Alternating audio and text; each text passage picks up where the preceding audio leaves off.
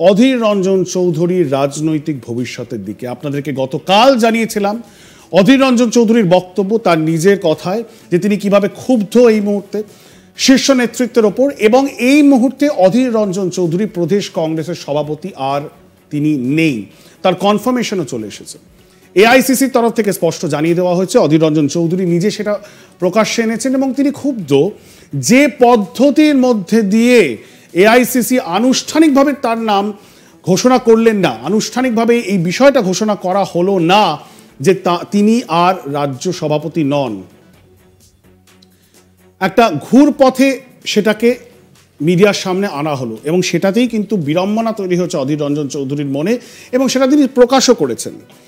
কোথাও গিয়ে অধীর রঞ্জন চৌধুরীকে কিন্তু স্যাক্রিফাইস করতে বাধ্য হলো কংগ্রেসের শীর্ষ নেতৃত্ব।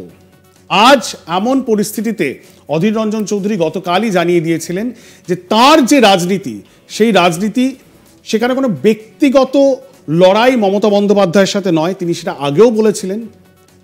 তার লড়াই আদর্শগত, কংগ্রেস ঘরানার রাজনীতি করে, যেখানে কংগ্রেসের কর্মীরা তৃণমূল কংগ্রেসের কর্মীদের কাছে মার খাটছেন গ্রাসরুট লেভেলে, সেখানে তার পক্ষে তৃণমূল বিরোধিতা, মমতা বন্দ্যোপাধ্যায় বিরোধিতা থেকে সরে আসা সম্ভব নয়।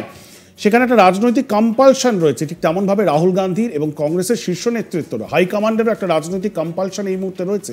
তাদের মমতা বন্দ্যোপাধ্যায় এবং তৃণমূল কংগ্রেসকে দরকার।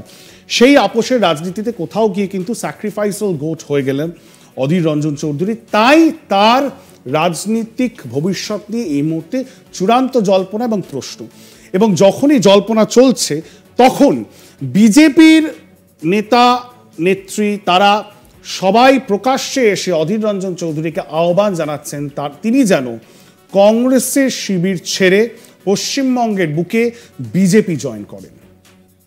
একের পর এক নেতা গতকাল থেকে আজ পর্যন্ত তারা কিন্তু পাবলিকলি অন রেকর্ড আমাদের ক্যামেরার সামনে এসে আহ্বান জানিয়েছেন, আমন্ত্রণ জানিয়েছেন অধীর রঞ্জন চৌধুরীকে, এই বলে যে তৃণমূল কংগ্রেসের বিরোধী রাজনীতি যদি করতে হয় পশ্চিমবঙ্গের বুকে দাঁড়িয়ে, তাহলে বিজেপি ছাড়া আর কোনো গতি নেই। এবং এই যে আলোচনাটা, সেটা আরও বেশি কেন খুব স্ট্রং একটা এই আলোচনা ঘুরে আসছে, তার একমাত্র কারণ হলো অধীর রঞ্জন চৌধুরীর নিজের ব্যক্তিগত সম্পর্ক প্রধানমন্ত্রী নরেন্দ্র মোদীর সাথে খুব ভালো, এবং বিভিন্ন বিজেপির নেতৃত্বের সাথে, শীর্ষ নেতৃত্বের সাথে কিন্তু অধীর রঞ্জন চৌধুরীর ভালো সম্পর্ক, কারণ তিনি দিল্লির বুকে রাজনীতিতে এতদিন ধরে করেছেন। এবং এর আগের লোকসভাতে আপনারা জানেন অফিসিয়ালি বিরোধী দলনেতা না হলেও কংগ্রেসের লোকসভাতে দলের নেতা তিনি ছিলেন। সেই জায়গায় দাঁড়িয়ে এখন তুমুল জল্পনা, তাহলে কি অধীর রঞ্জন চৌধুরীর রাজনৈতিক ভবিষ্যৎ বিজেপিতেই? তাহলে কি কৌস্তব বাগচির মতো নেতা, যেটা রাজ্য স্তরে বলছি, বা তাপস রায়ের মতো নেতা, যার তৃণমূল কংগ্রেসের ঠিক একটা পোষালো না, তিনিও চলে আসলেন বিজেপিতে, বা বলা যেতে পারে জ্যোতিরাদিত্য সিন্ধার মতো নেতা সর্বভারতীয় ক্ষেত্রে, এরকম ঝুড়ি ঝুড়ি বড় বড় নেতা রয়েছেন যারা কিন্তু টম ভারাক্কানের মতো নেতা, যারা কংগ্রেস ছেড়ে তারা সরাসরি চলে গেছেন বিজেপির শিবিরে, তারা চলে গেছেন। এটার মধ্যে নতুনত্ব কিছু নেই। রাজনীতিতে এনিথিং ইজ পসিবল। রাজনীতি মানেই politics is the art of possibility. এখানে অস্বাভাবিক কিছুই নয়। সেই জায়গায় দাঁড়িয়ে বিভিন্ন রাজনৈতিক বিশ্লেষক যারা পশ্চিমবঙ্গের রাজনীতিকে ফলো করেন, তারা বারবার করে বলছেন, তাহলে অধীর রঞ্জন চৌধুরীর ক্যারিয়ারটা কিভাবে এগোবে? পশ্চিমবঙ্গে তাকে যদি রাজনীতিটা করতে হয়, তিনি কি তীব্র মমতা বা তৃণমূল কংগ্রেস বিরোধিতা ছেড়ে দিতে পারবেন? সেটাই তো তার কোর। তাহলে তিনি কিভাবে রাজনীতিটা করবেন? প্রকৃত তৃণমূল বিরোধী লড়াই যদি করতে হয় পশ্চিমবঙ্গের বুকে, তাহলে বিজেপি ছাড়া কোনো গতি নেই। অ্যাটলিস্ট বিজেপি নেতারা তাই মনে করছেন। কৌস্তব বাগচি থেকে অগ্নিমিত্রা পল থেকে সজল ঘোষ, তারা সবাই আহ্বান জানাচ্ছেন এই মুহূর্তে অধীর রঞ্জন চৌধুরীকে যে তিনি যেন বিজেপিতে জয়েন করেন। আমরা জানি না অধীর রঞ্জন চৌধুরীর রাজনৈতিক ভবিষ্যৎ কি, তিনি কিভাবে নিজের রাজনীতিকে এগিয়ে নিয়ে যাবেন, কিন্তু এই যে রেলম অফ পসিবিলিটি, সেটা থেকে কি কখনো এই প্রশ্নটাকে সরিয়ে দেওয়া যায় যে অধীর রঞ্জন চৌধুরী একদিন বিজেপির হয়ে লড়বেন? কখনোই সরিয়ে দেওয়া যায় না, because politics is the art of possibility. কিন্তু তার যে কোর আইডিওলজি তৃণমূল বিরোধিতা, সেটা থেকে তিনি বেরিয়ে আসতে পারবেন না, সেটা তো তিনি গতকালই স্পষ্ট করে দিয়েছেন। অধীর রঞ্জন চৌধুরী তার শীর্ষ নেতৃত্বের ওপর ক্ষুব্ধ, সেটা তিনি যেমন জানিয়েছেন, ঠিক তেমনভাবেই তার দলের কর্মীরা যখন মার খাচ্ছেন, তার পক্ষে তৃণমূলের বিরোধিতা থেকে সরে আসা সম্ভব নয় পশ্চিমবঙ্গের বুকে, সেটা তিনি স্পষ্ট করে দিয়েছেন গতকালই নয়াদিল্লির বুকে। কি বলেছেন একবার শুনুন।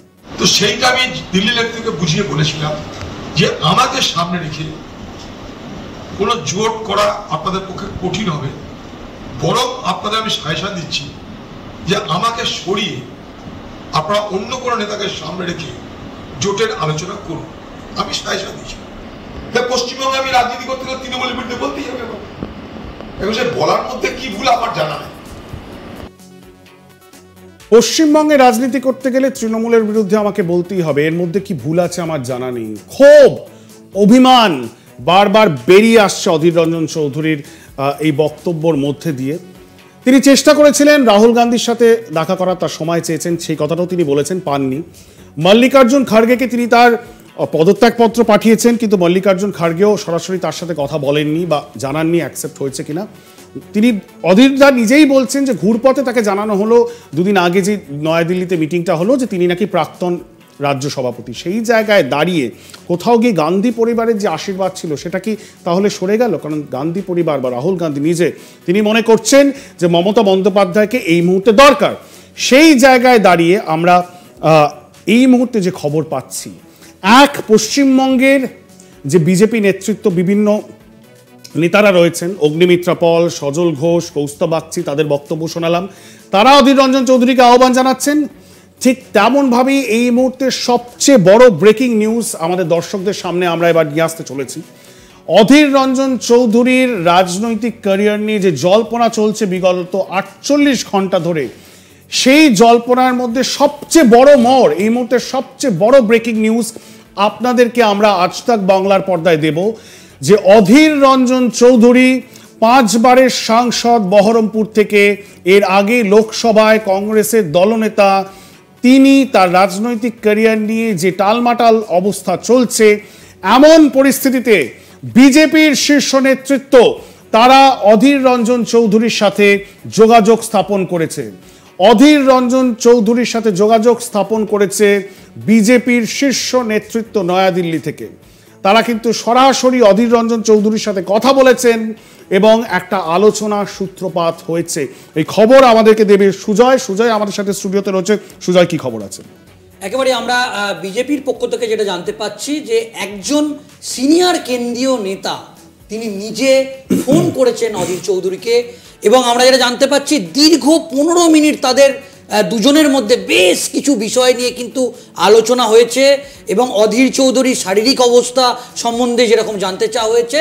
এবং এই যে 15 মিনিটের যে আলোচনা, কোট আনকোট, আমরা বুঝতেই পাচ্ছি যে যেহেতু অধীর চৌধুরী তিনি একেবারে লোকসভায় একদম গুরুত্বপূর্ণ পদে ছিলেন এবং দিল্লিতে তিনি দীর্ঘদিন রাজনীতি করেছিলেন, তাই এই যে কেন্দ্রীয় একজন সিনিয়র কেন্দ্রীয় মন্ত্রী তার ফোন, এবং আমরা জানতে পাচ্ছি বিজেপি শাসিত রাজ্যের একজন মুখ্যমন্ত্রী, তিনি একটা সময় কংগ্রেসেই ছিলেন, তিনিও ফোন করেছিলেন।